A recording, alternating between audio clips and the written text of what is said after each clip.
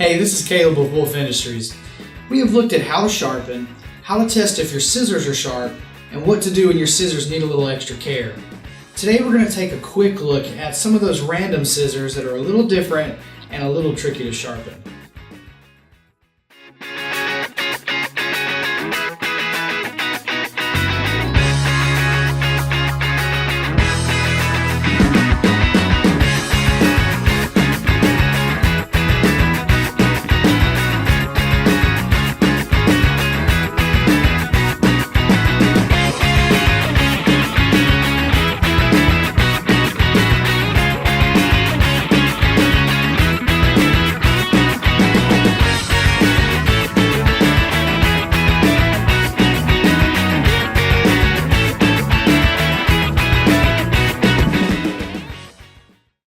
Okay, so you have successfully sharpened several pairs of scissors and you're getting used to the twice as sharp. But then someone hands you a pinking shear and you're like, what do I do with this? In this video, I'm not going to show the sharpening process in full. We have another video for that linked down in the description. This one is just about those special cases. Here we have some knife edge shears, our heavy duty spring loaded shears, some pinkers, a thread snip, and one of our curved 6172 sewing scissors. We'll have links to all of these down in the description. Okay, for the spring-loaded shear, you will undo the clip here that keeps them together and pull back the spring on one side until it releases. And now you can open the blades all the way up. For a more detailed video on clamping scissors, check the link in the description. But these scissors will work with our standard clamp, and you can clamp about halfway down the blade, and you should still be able to clear the twice as sharp housing. Then you would just sharpen these normally. For anything smaller than these, you'll probably want to look at getting our narrow clamp.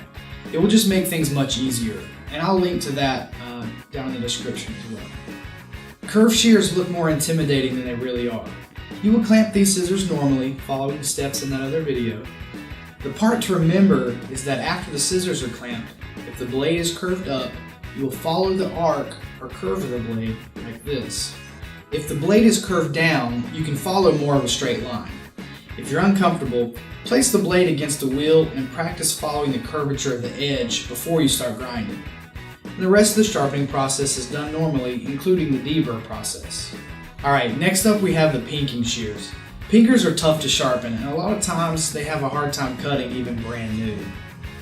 Okay, take a look at the teeth, and you should notice a dark line running down the blades. This is called the lapping line.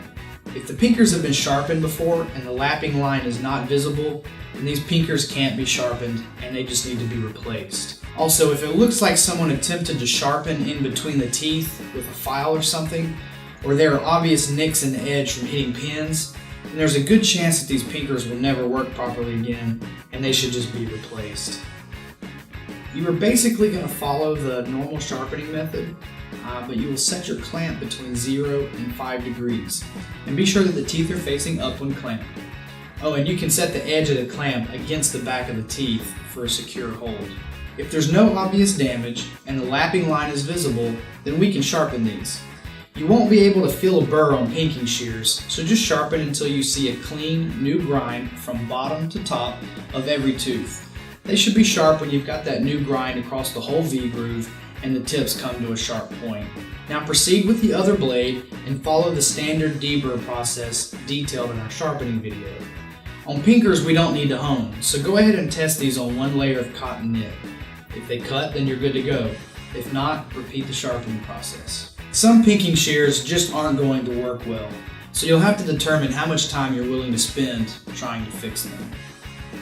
Now we have some thread snips. These guys are fun to sharpen. First you'll have to disassemble the snips, back the screw up just enough that you can press the blades up to get the screw tip out of this hole. Now I can't stress this enough. Be careful because there's tiny parts here that you don't want to lose. Open the snips with the ring blade on top. You can see this tiny ball in the back here that helps with set and the spring down to pivot. These are the two items that you don't want to lose. A tip from our production team is when they see a snip without grease here around the ball, they will add just a small dab and that will help keep the ball in place. Clamp the snip, being very careful to hold the ball in place and follow our standard sharpening procedure. Now when the blades are sharp, Close the snip enough to reinsert this screw here and then follow the deburr process with the spread to close and pinch to open. The rest of the sharpening follows the standard process. Once you are done and the snip is reassembled, just tighten down this side screw just enough to hold the shear together and keep it from separating.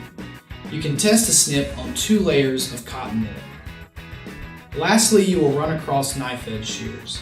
The blades on these shears have different angles from each other. The sharpening process is the same, you will just have to change your clamp angle between each blade. A few tips for this is once you've determined the angles using the scratch test shown in our clamping video, you can write the angle in Sharpie on the blade so you don't forget. This will clean off easily with our scissors lube. Also, the second blade you sharpen should be the first blade you hone, so you can reduce the number of times that you change the angle on your clamp. So that's just a quick rundown of a few of the specialty shears you may run across. We are almost done with our Twice as Sharp series. We only have one more video. The next one will close us out with maintenance, so be sure to hit the subscribe button and hit that little bell icon so you get notified when it gets posted. And as always, check out our website for more specs and details on the Twice as Sharp. If you have any questions, give us a call, shoot us an email, or comment below and we will get back to you. Thanks so much for watching. See you next time.